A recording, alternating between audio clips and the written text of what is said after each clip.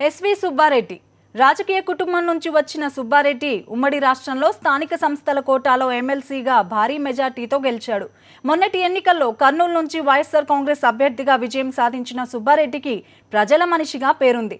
రాజకీయాల కన్నా ప్రజల శ్రేయస్సే ముఖ్యమనే ఈ నేత జనంతో మమేకమవుతారు. సాక్షి మీడియా ప్రతిపాదనతో వీఐపీ రిపోర్టర్గా మారిన ఎస్వి సుబ్బారెడ్డి కర్నూలు నగరంలో ప్రజల సమస్యలపై రిపోర్టింగ్ చేశారు. ప్రధాన సమస్యలకు పరిష్కారం చూపిస్తానని హామీ ఇచ్చారు.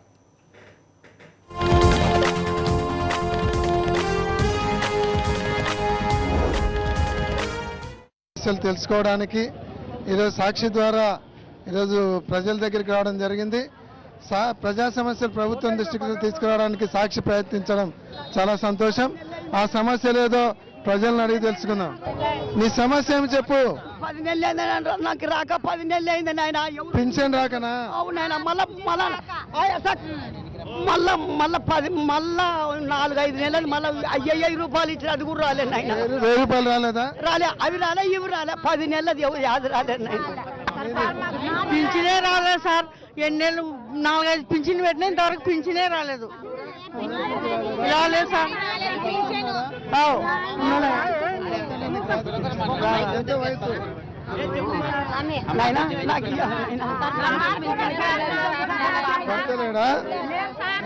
పింఛన్ పెట్టి 6 నెలలే. డెత్ సర్టిఫికేట్ పెట్టావా? పెట్టినాను సార్, అన్ని పెట్టినాను. రాలేదు సార్. పెట్టుకుంటూ మా ఆయన చచ్చిపోతేనే ఎమ్మడే పెట్టిస్తున్నాను సార్. చంద్రబాబు నాయుడు కొత్త పింఛన్లు ఇవ్వడం లేదు, వచ్చినప్పుడు ఇప్పించే మార్గం చూపిస్తాను. ఇంతవరకు రాలే. 2 సంవత్సరాలు అయింది పెట్టి, నేను ఇంతవరకు రాలేదు. భర్త చనిపోయినాడా? భర్త చచ్చిపోయి 2013లో చచ్చిపోతే ఇంతవరకు రాలేదు పింఛన్ పెట్టి. ఏం చేస్తారో మీరే చూడు సార్. బీదోళ్ళకి మీరే సహాయం పడాలా. ఈ ప్రభుత్వము కొత్త పింఛన్లు మొదలు పెట్టలేదు, పాత పింఛన్లే కట్ చేస్తుంది. కొత్త పింఛన్లు పెట్టిద్దాం. ఉన్నోళ్ళు బాగా చేపించుకుంటున్నారు. మాకెవరు చేసేటోళ్ళు? మీరే చూడాలా. మాకి ఎవరున్నారని బీదోళ్ళకి మీరే చూడాలా సార్. దయ చేయండి మీరు. చేపిస్తామా? మీ అప్లికేషన్లు మా పిఏకి ఇవ్వండి. మళ్ళీ నాకు ఎప్పుడు వస్తుంది నాయన?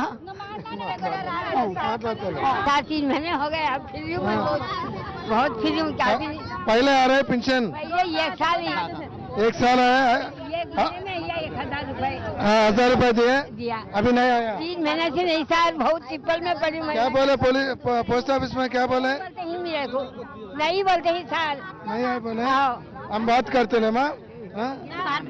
बेटा नहीं क्या नहीं देखो बा, 200 खाई में मैं अब 1000 रुपए ऐसे कुछ नहीं देखो बाबा। नहीं बच्ची कौन नहीं। वो लोग पहले आ रहे हैं 200 खाइयो। 200 आ रहे हैं। 1000 आने के बाद नहीं आया। हाँ, कट हो गया। 5 महीने हुआ मेरे को, 5 महीने हुआ नहीं आया। 200 खाइयो मैं। बेटे नहीं कौन भी नहीं, मेरा नाम बोलो, नाम बोलो. ఖాదర్ भी బాత్ करते हैं. ఇక్కడ కొంతమంది యువకులు ఉన్నారు. ఏం పేరు మీ పేరు? సార్ నా పేరు మణికంఠ సార్. 19వ వార్డు నాది. మన ఆంధ్రప్రదేశ్ ముఖ్యమంత్రి సీఎం చంద్రబాబు నాయుడు గారు ఎలక్షన్స్ కి ముందు చాలా హామీలు ఇచ్చారు సార్. ఇంటికి ఒక జాబ్ ఇస్తామన్నారు నిరుద్యోగులకి. నాది డిగ్రీ కంప్లీట్ అయింది. తొందరపడితే ఎట్లా? లేదు సార్, ఇంతవరకు అది జాబ్ లేకున్నా కూడా, ఇంటికి ఒక జాబ్ లేకున్నా కూడా నిరుద్యోగ వృత్తి 2000 రూపాయలు ఇస్తున్నాం అన్నారు. ఒక్క ఇంటికి కూడా ఇంతవరకు 2000 రూపాయలు కాదు కదా, 2 రూపాయలు కూడా రాలేదు సార్. అదొకటి. చాలా మంది మా ఏరియాలోనే చాలా మంది ముస్లిం వాళ్ళు ఉన్నారు, వితంతులు ఉన్నారు, చాలా మంది ఉన్నారు. వాళ్ళందరికీ ఇంతవరకు ఒక్కరికి కూడా చాలా మందికి 50% వరకు ఇంతకుముందు వచ్చే వాళ్ళకి పింఛన్లు తీసేసినారు. అదొక సమస్య ఉంది మా ఏరియాలో. ఇట్లా చాలా సమస్యలు ఉన్నాయి సార్. కొంచెం మీరే చూసి ఏదైనా మా కర్నూలు జిల్లా ఎమ్మెల్యే గారు మీరే దయదలిచి మాకు అందరికీ న్యాయం చేయాల్సిందిగా కోరుతున్నాం సార్. తప్పకుండా నిరుద్యోగ వృత్తి మీద ఈరోజు యువకులందరూ కూడా చాలా నిరాశతో ఉన్నారు. నిరుద్యోగ వృత్తి ఇస్తానని నిరాశపరిచినారు అనేటువంటిది ఉన్నారు. ఏం పేరు నీ పేరు? మీరు ఏమన్నారు? పొదుపు కట్టద్దండి, మాఫీ అవుతుంది, ఎందుకు కడతారు మీరు అని చెప్పినారు. మేము ఆపేసినాం సార్. ఇప్పుడు పోయి అడిగితే ఏమంటున్నారు? మీకు ఇంటికి వచ్చి చెప్పినా మేమేమన్నా పొదుపు కట్టద్దని చెప్పలేదు కదా. మీరే ఆపినారు. మీ ఇంటికి ఏం రాలే కాబట్టి వడ్డీ మాఫీ చేస్తున్నాం. మీరు ఉన్న పొదుపు అంతా వడ్డీ మాఫీ అవుతుంది అని చెప్తున్నారు సార్. వడ్డీ మాఫీ చేసినారా? పొదుపు డబ్బులు ఉన్నాయి కదా సార్, మీ డబ్బులలో వడ్డీ లెక్క కట్ చేసుకున్నారు సార్. బాబీ నాకు చూసే 9 నెలలు అయింది, ఇంతవరకు పింఛన్ పెడితే రానేలేదు సార్. 9 నెలలు అవుతుంది పెట్టి కూడా పింఛన్ కూడా రాలేదు సార్ నాకు. మరి చంద్రబాబు నాయుడు మీకు మొత్తం రుణం మాఫీ చేస్తామన్నాడు కదా. అవును సార్ చేస్తామని మేము అది నమ్ముకోనే కదా సార్ ఇన్నాళ్ళు మేము కట్టకుండా ఉండేది. ఇప్పుడు వచ్చి కట్టాలంటే ఎట్లా సార్ మేము? వడ్డీ ఎక్కువ అవుతుంది. మాకు 10,000 లాస్ కదా, తినక మేము కట్టుకున్నాం. ఆ డబ్బు అంతా మాకు మాఫీ కదా. మాఫీ అంటే మేము ఎట్లా ఇప్పుడు మా డబ్బులు లేవు కదా అని మేము అడుగుతున్నాం సార్. అది 10,000 మాఫీ చేస్తా అన్నాడు కదా ఒక్కొక్కరికి, సరిపోతుందా? అట్లానే కదా సార్, మేము ఉన్న పొదుపులు అన్ని మాఫీ అంటున్నారు సార్ ఇప్పుడు. అవును, అప్పుడు అన్నాడు. ఇప్పుడు మన కూడా చెప్పినారంట మీరు కట్టుకుంటే కట్టుకోండి, లేక మొత్తం వడ్డీలోకి వేసుకున్నాం మేము అని చెప్తున్నారు సార్ వాళ్ళు. మొత్తం వడ్డీలోకి కట్ చేసుకున్నారు. ఇప్పుడు నీ అకౌంట్ లో డబ్బులు పోయింది. పోయినాయి సార్, ఏం లేవు. ఇప్పుడు ఏం లేదు. ఏం లేదు సార్. ఏమన్నా పిల్లలకు బట్టలు గిట్టలు కొనాలంటే లేదు. ఏదైనా కొనాలంటే కూడా మాకు ఆడ ఏం లేవు సార్. ఇప్పుడు తీసుకోవాలా మేము అవసరానికి తెచ్చుకుంటుంటే 5,000, 10,000, 3,000 మాకు ఎంత కావాలంటే తెచ్చుకుంటుంటే ఇప్పుడు అది కూడా లేకుండా చేసినారు సార్ మాకు. మా పరిస్థితి ఏమి ఇప్పుడు చెప్పండి సార్ మీరే.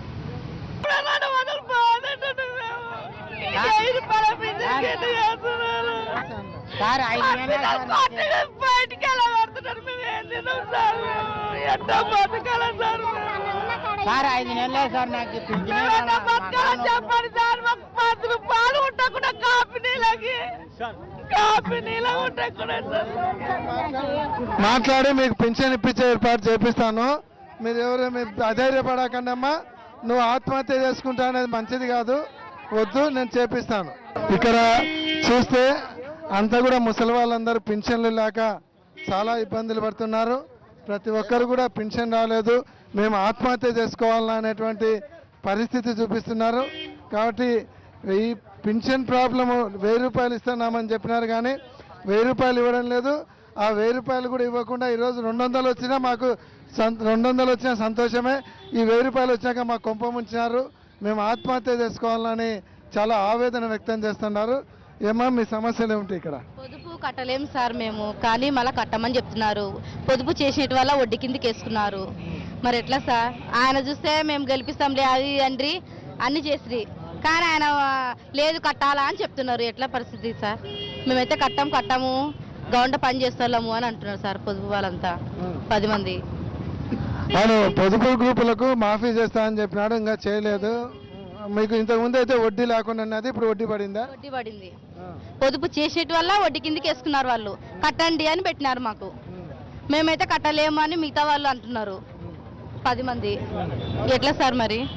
ఇప్పుడు దీనివల్ల మళ్ళీ మీకు లోన్ కూడా ఇవ్వడంలే. లోన్ అస్సలు వేయడం లేదు. లోన్ మాటనే ఎత్తకూడదు అంటున్నారు వాళ్ళు. ఫస్ట్ కట్టండి, మీరు కట్టి మాట్లాడండి అంటున్నారు. ఇంకా మళ్ళీ లోన్ ఆడాడుతావు సార్. ఇంకా ఇప్పుడు వడ్డీ అసలు కట్టాలంటే ఇబ్బందిగా ఉంది. చాలా ఇబ్బంది సార్. మరి చంద్రబాబు నాయుడు మాఫీ చేస్తా అన్నాడు కదా, కానీ చెయ్యని అంటున్నాడు కదా. మరి మళ్ళీ మనం వచ్చినప్పుడు అడగాలి. ఇట్లా అందరికి చెప్పినది ఒకటి చేసేది ఒకటి ఎందుకు ఆయన? అప్పుడు ఓట్ల కోసం చెప్పినాడు, ఇప్పుడు ఓట్లు అయిపోయినాయి. 7 దాటాక తెప్ప తగిలేసినట్టుందా? అవు సార్, నిజమే ఇంత కమాట. సార్ బుధవారపేట మెయిన్ ప్రాబ్లం వచ్చేసి మరుగుదొడ్ల ప్రాబ్లం ఉంది సార్. ఇంకోటి సార్ పెన్షన్ ఇంతకుముందు 200 ఇస్తుంది సార్. ఇంతకుముందు బాగా వస్తుంది, అందరికి వస్తుంది. ఇప్పుడు 1000 చేశారు కదా సార్, అది సగానికి సగం మంది 50% లేదు సార్ ఎవరికి. ఇప్పుడు దాని గురించి అందరూ ప్రజలు ఇక్కడ ఉండేదంతా నిరుద్యోగులే సార్. పేదవాళ్ళే, బీడి కార్మికులు చేసుకొని తినాల్సిందే సార్ కూలి కష్టం కింద. వాళ్ళకి ఇబ్బంది అయిపోయింది సార్. వాళ్ళకి మీరు 2,000 నిరుద్యోగ భృతి ఇవ్వడం లేదా? లేదు సార్, ఎంప్లాయ్మెంట్ కూడా ఉంది సార్, మాకు ఏం చేయట్లేదు. ఏమో సార్, మీరే మా తరఫున పోరాడాలి సార్. ఇక్కడ మరుగుదొడ్డి లేదా ఈ ప్రాంతంలో?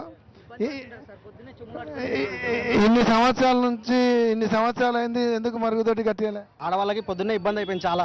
ఇప్పుడు చెంబులు పట్టుకొని పోవాలంటే బయట కూర్చోడానికి చాలా ఇబ్బంది కదా సార్. చెట్ల కింది పోవడానికి ఇది ఏమన్నా పల్లెటూరులు కాదు, చాలా ఇబ్బంది అయిపోయింది సార్ పరిస్థితి. మరుగుదొడ్లు కనీసం వసతి సార్, అది కనీసం ఆ వసతి అన్న చుట్టూ తీర్చాలని కోరుకుంటున్నాం సార్. అది ఈ ప్రాంతంలో అయితే సార్ చదువుకున్న విద్యార్థులకు ఉద్యోగాలు లేక చాలా ఇబ్బంది పడుతున్నారు. అది మాత్రం డెఫినెట్గా క్లియర్ చేయండి సార్. గవర్నమెంట్ ఉద్యోగాలు లేకపోయినా కనీసం ప్రైవేట్ ఉద్యోగాలను ఇప్పించే వసతి ఏర్పాటు చేయండి సార్. ఎందుకంటే చాలా పేద కుటుంబాలు కాబట్టి కొంచెం ఆదుకున్నట్టు ఉంటుంది సార్. మీరు పింఛన్ రాక 200 కాలంటే బంద్ అయింది. రాజశేఖర్ రెడ్డి దగ్గర 200 ఇచ్చిందా? రెడ్డి అయిన కాలంటే అసలు పింఛనే లేదు, ఏం లేదు సార్. నేను ఎట్లా బతికేదో గుడ్డు వాళ్ళు అమ్మడుకుంటాడు కన్నిగండ్రావు నెలమూసిన దాన్ని ఏం కష్టం చేసుకోవాలి బతుకురండి. మేము ఏం సావన్నా మేము చెప్పు. ఆ రెడ్డి దగ్గర నా తండ్రి బంగారు లెక్క 200 ఇచ్చిన. అప్పటి నుండి మాకు ఏం లేదు, పేరు లేదని ఆఫీసుల్లో తిరిగి నాశనమైన ఎండకి. నీకు మాకు ఒక 200 ఉన్నప్పుడే ఇస్తుంది సార్. ఇప్పుడు మాకు కూడా కాళ్ళు లేవు, నడచలేము. మాకు కూడా పరిస్థితి ఏం రావడం, ఆడికి పోండి ఈడికి పోండి, మున్సిపల్ ఆఫీస్కి పోండి, ఆడికి పోండి. రావడం లేదు అని ఇస్తలే లేరు సార్. అసలు మాకు అక్కడ తిరగండి ఇక్కడ తిరగండి అనే తిప్పి ఆటోలకు మేము ఎక్కడి నుండి తేవాలి సార్. తిరగడమే సరిపోయింది. మాకు చేత కాకుండా 2 రోజులు అడ్డం పడిపోయినాం. ఆకలి దూపలు కొని అక్కడ అస్సలు కూర్చోబెట్టి పొద్దున 8కి పోతే రాత్రి 8:30 అయింది. లేదు పోంటున్నారు పోయినప్పుడల్లా.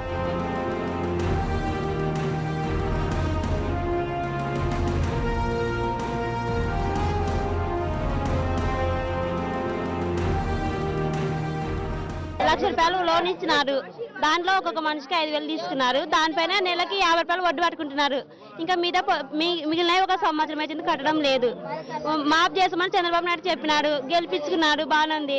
రైతులకు ఒకటైనా సార్ లోన్ మాఫ్ చేసేది, మిగతా వాళ్ళు ఎట్లా సార్ మరి చేయాలి కదా సార్. ఇక్కడ వాళ్ళు చేయాలి, అక్కడ వాళ్ళకి అందరూ చెప్పినాక మొత్తం ఇంట్లో ప్రతి ఒక్కరికి లోన్ తీసుకున్నాక రైతులు కూడా పూర్తిగా చేయలే.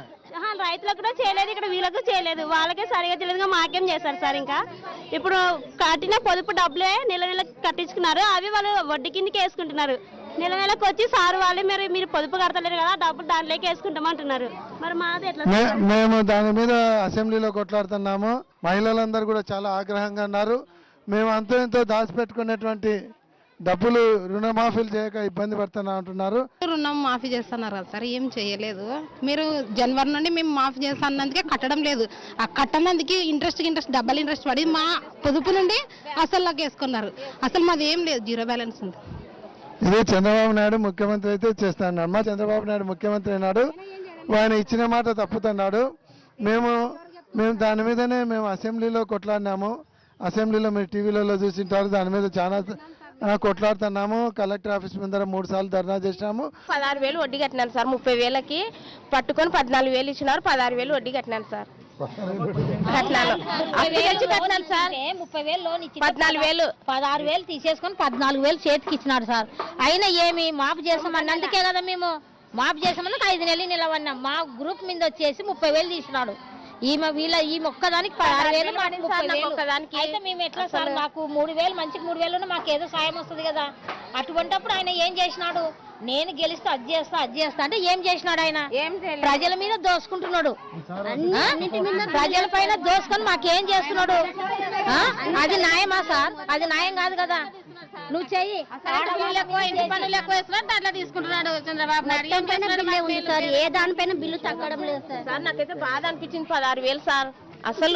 అసలు ఏడ్చినా నేను 16,000 ఉంటే పిల్లలు ఫీజులు అవి వస్తున్నాయని చాలా బాధపడుతున్నాం సార్. ఇప్పుడు కూడా పిల్లలు కూడా చదవడం లేదు సార్. ఈ పొదుపులో వడ్డీలు ఎక్కువైపోయినాయి సార్. అట్లా అలాంటప్పుడు పిల్లల్ని ఏం చదివిస్తారు సార్?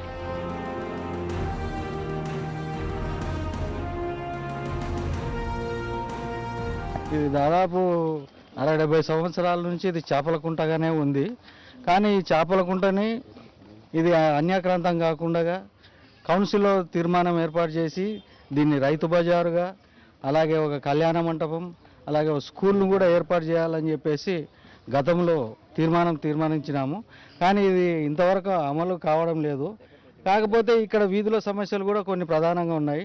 కొంతమంది వచ్చేసి ఇండోర్ స్టేడియం కట్టాలని చెప్పేసి, ఇంకా అలాగే కళ్యాణ మంటపం, రైతు బజార్ కట్టాలని వివిధ వర్గాలుగా ఏర్పడి వాళ్ళు కోరుతున్నారు. కాబట్టి అలా కాకుండా ప్రభుత్వ నిర్ణయం, గట్టి నిర్ణయం తీసుకొని దీన్ని ఏదో ఒక రకంగా డెవలప్మెంట్ చేస్తే కానీ ఇది అభివృద్ధి స్థాయికి రావడం లేదు. కాబట్టి కలెక్టర్ గారు స్పందించాలి. కలెక్టర్ స్పందిస్తే దీన్ని అభివృద్ధి జరగడానికి, పురోగతి సాధించాలని చెప్పేసి ఈ సందర్భంగా మనం చేస్తాం. మీరు చెప్పండి, దీనివల్ల ఏమి ఇబ్బందులు ఉన్నాయి?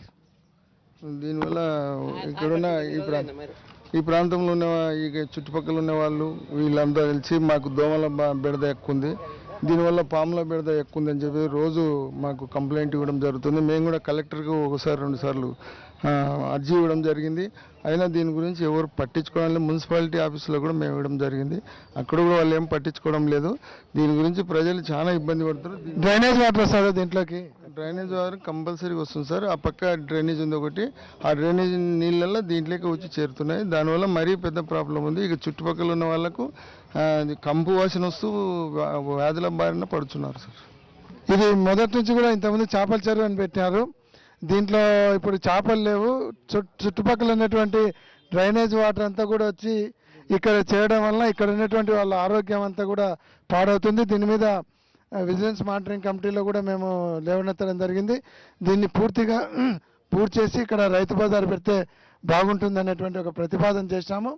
మరి కలెక్టర్ గారు ముందర పెట్టడం జరిగింది. దీని మీద కలెక్టర్ గారు చర్య తీసుకుంటా ఉన్నారు. దీని మీద మేము మళ్ళీ కలెక్టర్ గారితో మాట్లాడి దీని మీద ఒక పరిష్కార మార్గం ప్రయత్నం చేస్తాం. ఈరోజు చాలా సమస్యలు ఈ ప్రాంతంలో ఉన్నాయి. ఇక్కడ అంతా బీద వాళ్ళు ఉన్నారు. ముఖ్యంగా ఇక్కడ రుణమాఫీలు చేస్తామనే దాంట్లో చాలా విఫలమైనారని చాలా ఇబ్బందులు పడుతున్నారు.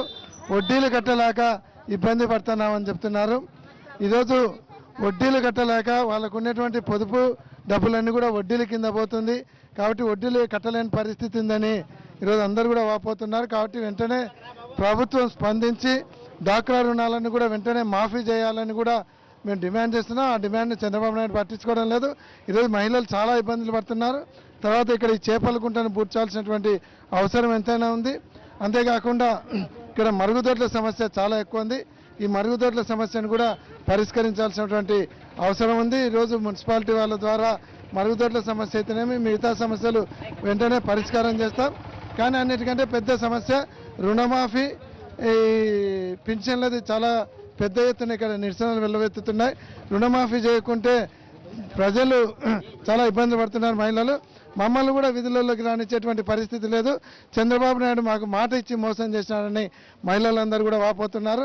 అలాగే చాలామంది ముసలి వాళ్ళు పింఛన్ రానటువంటి వాళ్ళు ఉన్నారు. వాళ్ళందరూ కూడా పింఛన్ ఇప్పించే రకంగా కమిషనర్ గారితో మాట్లాడి ఏర్పాటు చేస్తాం. ఈ రుణమాఫీలు అమలు చేసేదానికి ప్రభుత్వం మీద పూర్తి స్థాయిలో ఒత్తిడి తెచ్చి ఈ రుణమాఫీలు చేసేదానికి ప్రయత్నం కూడా చేయడం జరుగుతుంది. దీంట్లో జగన్మోహన్ రెడ్డి గారు కూడా రాబోయే 31వ తేదీన 2 రోజులు నిరాహార దీక్ష కూడా జగన్మోహన్ రెడ్డి గారు కూర్చుంటున్నారు. ఇట్లా ఈ ప్రభుత్వం వచ్చినాక ఎక్కడి సమస్యలు అక్కడనే నిలిచిపోయినాయి. ఏ సమస్యలు పరిష్కారం కావడం లేదని ఇక్కడ ఉన్నటువంటి మహిళలు అయితేనేమి ప్రజలైతేనేమి అందరూ కూడా వాపోతున్నారు. మేము వార్డు విజిట్ ద్వారా ఈ సమస్యలు పరిష్కరించడానికి ప్రయత్నం చేయడం కూడా జరుగుతుంది.